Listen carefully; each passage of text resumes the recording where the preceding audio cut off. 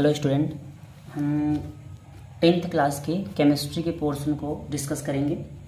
देखिए, question number 31 से chemistry का पोर्शन स्टार्ट हो रहा है। निम्न में से कौन सा एक रासायनिक परिवर्तन है? Which of the following is a chemical change. देखिए, केमिकल चेंज में क्या होता है, कोई रिएक्शन हो रही हो, आप लोगों ने केमिकल रिएक्शन के प्रॉपर्टीज़ पढ़ी होगी। कोई रिएक्शन हो रही हो जिसमें से गैस इवॉल्व होती हो, या हीट चेंज होता हो, या कह सकते हैं आपकी स्टेट चेंज होती हो, प्रेसिपिटेट का फॉर्मेशन होता हो, तो उसको हम क्या बोलते हैं, केमिकल रिएक्शंस बोलते हैं, या केमिकल रिएक्शंस के कैरेक्टर्स बोलते हैं। तो इसलिए देखिए इसमें क्या हो रहा है, इसमें देखिए इसमें बर्निंग ऑफ पेपर, तो यहाँ पे क्या होगा, हीट चेंज होगी, गैस भी प्रोड्यूस होगी। तो ये क्या हो जाएगा, हमारा ऑप्शन नंबर बी सही होगा। ये क्या है, केमिकल चेंज को रिप्रेजेंट कर रहा है। नेक्स्ट क्वेश्चन देखते हैं, लोहे का जंग लगना किस प्रकार का रासायनिक परिवर्तन है। तो देखिए, जब लोहे का जंग लगने की हम बात करते हैं तो वहाँ पे क्या होता है, ऑक्सीजन के साथ और मॉइस्चर के साथ रिएक्शन होती है। तो इसलिए हमारा ऑप्शन नंबर क्या हो जाएगा, सी सही हो जाएगा। रिएक्शन विथ ऑक्सीजन या एडिशन विथ ऑक्सीजन क्या कहते हैं, ऑक्सीडेशन कहते हैं। वह अभिक्रिया जिसमें उष्मा उत्पन्न होती है कहलाती है। The reaction in which heat is evolved is called. जहाँ पर रिएक्शन में हीट इवॉल्व होती है उसको क्या कहा जाता है, एक्सोथर्मिक। एक्सोथर्मिक या उष्मा क्षेपी अभिक्रिया कही जाती है। हीट रिलीज हो रही है तो उष्मा क्षेपी अभिक्रिया कही जाती है। नेक्स्ट क्वेश्चन पे बात करते हैं, कह रहे चूने का पत्थर का रासायनिक सूत्र है, the chemical formula of quicklime. Quicklime देखिए क्या होता है कि क्विकलाइम हम बोलते हैं कैल्शियम ऑक्साइड को, और यहाँ पे चूने का पत्थर बोला है। चूने का पत्थर हम बोलते हैं कैल्शियम कार्बोनेट को, इसको इंग्लिश में बोला जाता है लाइम स्टोन। ठीक है, तो आप ध्यान रखिएगा, अगर इंग्लिश वाले क्वेश्चन को आप देखेंगे तो ये क्विक लाइम पूछा है तो इसलिए कैल्शियम ऑक्साइड होगा। हिंदी वाले क्वेश्चन में देखेंगे तो इसमें बोला है चूने का पत्थर, तो इसलिए कैल्शियम कार्बोनेट होगा। तो देखिए यहाँ पर इसको हम बोलेंगे कैल्शियम कार्बोनेट को हम क्या बोलेंगे, लाइम स्टोन। चूने का पत्थर बोलेंगे, ये कैल्शियम क्लोराइड है। ये आपका कैल्शियम हाइड्रोक्साइड है जिसको हम स्लैग्ड लाइम बोलते हैं, और ये क्विक लाइम है, इसको हम क्विक लाइम बोलते हैं, कैल्शियम ऑक्साइड को। ठीक है, ऑप्शन नंबर हमारा बी सही होगा। ठीक है, इसके अकॉर्डिंग अगर हम चलेंगे तो कैल्शियम हमारा ऑप्शन नंबर सी सही हो जाएगा। नेक्स्ट क्वेश्चन की हम बात करते हैं, कॉपर सल्फेट विलयन का रंग क्या होता है। What is the colour of copper sulphate solution. तो कॉपर सल्फेट सॉल्यूशन का कलर जो है ब्लू होता है, इसको हम ब्लू विट्रियोल भी बोलते हैं। ठीक है, जब कैल्शियम ऑक्साइड पानी से अभिक्रिया करता है तो क्या बनता है। देखिए, कैल्शियम ऑक्साइड की जब हम बात करते हैं तो हम क्विक लाइम की बात कर रहे हैं, और क्विक लाइम में क्या होता है, जब हम उसको पानी से रिएक्शन कराते हैं, जैसे कैल्शियम ऑक्साइड को हमने वाटर से रिएक्शन कराया तो क्या बनेगा, कैल्शियम हाइड्रोक्साइड बनेगा। तो हम उसको क्या बोलते हैं, यहाँ पे कैल्शियम हाइड्रोक्साइड का फॉर्मेशन होगा। ठीक है, what is formed when calcium oxide react with water, तो कैल्शियम हाइड्रोक्साइड का फॉर्मेशन होगा। नेक्स्ट क्वेश्चन देखते हैं। नेक्स्ट क्वेश्चन में क्या बोला है कि निम्न में से कौन रिडॉक्स अभिक्रिया का उदाहरण है। Which of the following is an example of redox reaction. देखिए, रिडॉक्स रिएक्शन के लिए क्या है कि देखिए यहाँ पर Ag है, अगर आप देखें ये Ag है, Ag पे क्या है, +1 चार्ज होगा, क्योंकि इस पे क्या होता है, -1 चार्ज होता है। यहाँ पे क्या होगा, +1 होगा, इसमें -1 होगा। जब ये आपस में रिएक्शन कर रहे हैं, देखिए इसमें क्या हो रहा है, इसमें आयन एक्सचेंज हो रहा है, तो ये क्या है, डबल डिस्प्लेसमेंट रिएक्शन है, न कि ये रिडॉक्स रिएक्शन है। ठीक है, तो ये डबल डिस्प्लेसमेंट रिएक्शन होगा। यहाँ पे वाटर की रिएक्शन कराओगे, देखो आप जानते हो कि ऑक्सीजन के ऊपर -2 चार्ज होता है और कैल्शियम पे +2 चार्ज होता है। यहाँ पर भी अगर आप देखो तो यहाँ पे कैल्शियम पे +2 चार्ज ही है।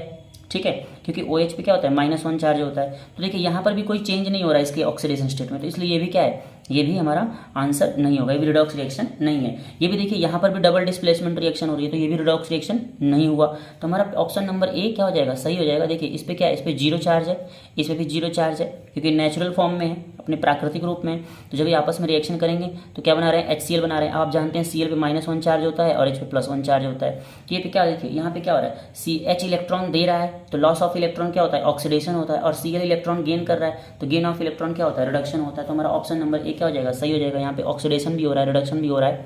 ठीक है, तो ये रिडॉक्स रिएक्शन होगी। क्वेश्चन नंबर 38 पे बात करते हैं। देखिए इसमें क्या बोल रहा है, कौन सी गैस चूने के पानी से दूधिया बना देती है। देखिए कौन सी गैस है जिसको हम चूने के पानी से रिएक्शन कराएंगे, चूने का पानी कैल्शियम हाइड्रोक्साइड, और उसमें कार्बन डाइऑक्साइड अगर हम पास करते हैं तो क्या बन जाता है, कैल्शियम कार्बोनेट बन जाता है, जिसका कलर कैसा होता है, मिल्की होता है। इसलिए हमारा ऑप्शन नंबर क्या हो जाएगा, ए सही हो जाएगा। ठीक, नेक्स्ट क्वेश्चन पे बात करते हैं, तांबा जब नम हवा के संपर्क में आता है तो क्या होता है। तो देखिए बोल रहा है, what happen when copper comes in contact with moisture or. तो देखिए ये क्या हो जाएगा ना, ये मॉइस्चर के कॉन्टैक्ट में आने के बाद ये ग्रीन कलर में कन्वर्ट हो जाता है। ठीक है, इस पर ग्रीन कोटिंग बनने लग जाती है, इसलिए हमारा ऑप्शन नंबर सी क्या होगा, सही होगा। नाइट्रिक अम्ल का रासायनिक सूत्र क्या है? The chemical formula of nitric acid.